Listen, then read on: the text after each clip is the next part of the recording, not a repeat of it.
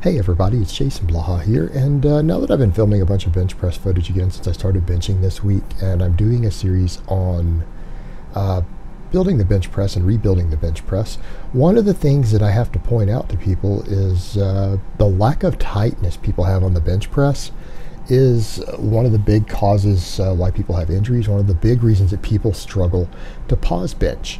And if you struggle to pause bench and you can't lift relatively close weights on your pause bench where you pause with a 1 count on your chest versus your touch and go, and then you wonder why the bench press doesn't build a massive chest for you to the point to where if you bench press a lot your chest would be almost disproportionate, then I know the cause. It's the fact that your bench isn't tight enough. You're just not getting tight enough on the bench. Now what's interesting, when I've benched over the years, people always kind of laugh and joke about the way I get back off the bench after I bench. And you know, the reality of it is, like I was saying earlier in some of these other videos, because I ratchet up tight on the bench, that's actually the easiest way to get back up. Because I ratchet up tight, which is what I try to explain to people they need to do in order to pause bench effectively, in order to be tight enough to explode out of the bottom from a dead stop, no matter how long you hold it on your chest, which again is best for your chest development and best if you're going to compete in powerlifting and they're going to make you pause bench. But yeah, if your goal is overall explosiveness, chest development, all of that from your bench press, then you've got to learn to pause bench. And getting tight is the key to that. That's the key to that, because you need to be able to keep your scapula pulled in on every single rep. And there's the difference. I do work sets and I'm still dug in so tight after I re-rack the bar that all I have to do is stand up onto my feet, because I'm already pulled in tight. I'm already in a position to where my body is trying to pull me back up. That's the reason I rise that way. So in order for me to get up in a conventional manner, I have to release everything. I have to release my hips, my glutes, my back, my feet, everything. I would have to release them to slide back out from under the bench. And I think I did that one time in all this footage because I had a little bit of an issue. Like I was just fatigued and only did 1 rep. I'm like, I'm done. I didn't want to finish my set there. That I lost my tightness completely and then I slid out from under it.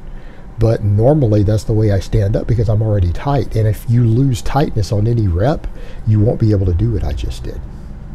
And that's the difference. And a lot of guys out there who struggle with chest development, and they struggle with speed strength on the bench.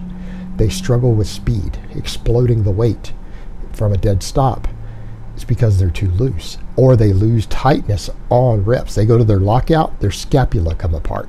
You should be able to lock it without your scapula coming apart and without losing that tightness in your body. If you do that, you won't be able to just stand up the way I do at the end of a set.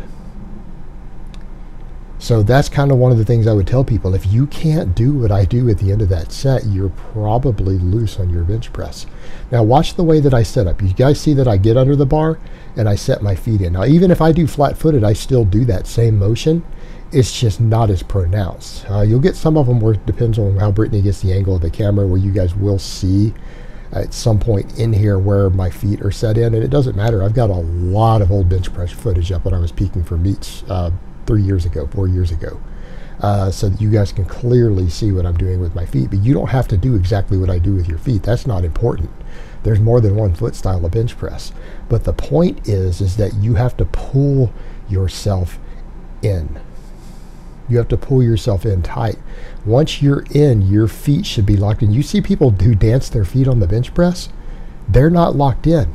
It's not physically possible to dance your feet between reps or right before you go to unrack it. You can't do that if you're locked in. You can't do it. You would have to release everything to do that. Notice I'm tight. Everything is pulled in tight. You're ratcheted up. And notice it's impossible to cheat, because to cheat, you have to be able to lift your ass off the bench or bounce the bar. And it's very, very hard to do that once you're in tight. But what you can do is generate explosiveness out of the bottom, because with tightness comes neuromuscular efficiency. Have you ever heard some people say that one of their techniques is to grip the bar as hard as possible? In fact, you've heard C.T. Fletcher say that. Do you know why that is? Because it has a radiant effect. It transfers through the body. If you grip something really tight, like your hands, your grip, for example, or you clench your abs, what happens? It creates higher neuromuscular efficiency in other muscles in your body. You can have a radiant effect. You can cause higher muscle fiber recruitment. Again, one reason I tell people straps are worthless. Throw your straps away. Grip the shit out of the bar on everything that you pull. That's what you need to do. Straps will make you weak. They will make you weak. You need to lose them.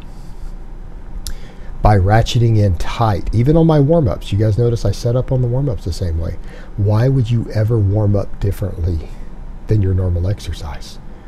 Isn't the purpose of a warm-up, and I've been slammed for this online, when I say the purpose of a warm-up is not to prevent injuries, I don't believe it does. The purpose of a warm-up is to prime your nervous system and to prime the groove for the exercises you're about to do.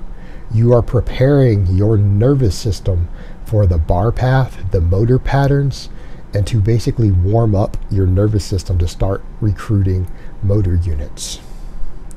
Warm-ups are there to prepare you for the heavy sets. They increase neural efficiency. Why would you ever warm up different than you're going to do? So if you're going to train for power and speed, would you ever move the bar slowly on a warm-up? No, I mean, I'm moving the bar as fast as I can, by the way, on these, so I'm not intentionally going slower than the warm-ups. But you notice the warm-ups, if I had had the sound turned on, which I can't because of YouTube and the music in the gym, you would hear those plates clanging really hard on those warm-ups when I'm doing the 135 warm-up. Purpose of a warm-up is to increase neuromuscular efficiency, right? Well, getting tight increases neuromuscular efficiency. It allows things like your pecs to contract harder and recruit more muscle fibers because your whole torso is pulled in super tight. Everything is locked in. You lock everything into place. Your traps are locked to the bench. Your glutes are locked to the bench. They're in hard contact. You push yourself away from the bar. You don't push the bar away from you. If you set up tight enough, it will allow you to recruit more muscle fibers in your chest in the first inch of the lift. It will let you get the weight moving faster. It will let you lift the heavier weight from the dead stop. That's the key to building the strength out of the bottom. That's the key to building your chest. That's the key to recruiting your chest to give you a stronger bench press. If you're loose, you can't do that. Now, when you're loose, what does that do? That allows you to cheat more. So guys who cheat on their bench, who couldn't pause bench anything to save their life, guys who bounce off their chest, lift their ass off the bench, let's name a few. How about Strap-On Destiny? How about Mike Rashid? These guys who do cheat benching, who can't actually do a legitimate bench press if forced to, they're loose because that allows them to cheat. You can't bounce the weight off your chest and lift your ass off the bench if you're locked in tight. So being locked in tight doesn't allow you to cheat. It forces you to use your chest and your triceps and your delts to move the weight, and to move the weight from a dead stop at the bottom. Well, that's good if your goal is to build as much strength as possible, not necessarily to lift as much weight, because I mean, if we put springs under the bar or hook bands onto it to help us lift it, we could lift more weight. So not necessarily to lift more weight, but to actually lift more weight using the muscles you want to use. That's the key to it. That's what we're talking about.